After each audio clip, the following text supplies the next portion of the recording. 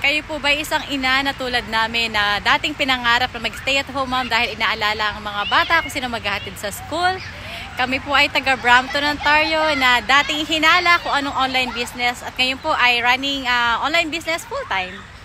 Yes, introduce yourself, Sis Marites. Hi everyone, this is Marites po from Brampton, Ontario, Canada. Dati po kong caregiver for almost 10 years. Yeah. O, diba? Ang tagal nun. Ako naman, Gina, from Brampton din. Kaya kami nagkikita-kita ngayon dahil dito sa business na ito.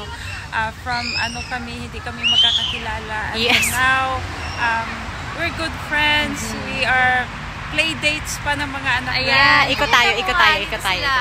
There, ando na mga kids. And bago po magpasok naisipan namin na mag-get together para magka-banding-banding. Yes. And gusto po namin i-share sa inyo ang aming negosyo at baka sakali po na ito ay magustuhan nyo tulad ng nagustuhan namin.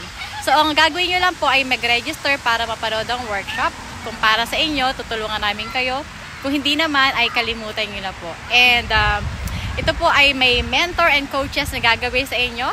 And kaya po hindi po kayo mag-iisa sa negosyong ito. And ano pa ba kagandahan ng negosyo natin?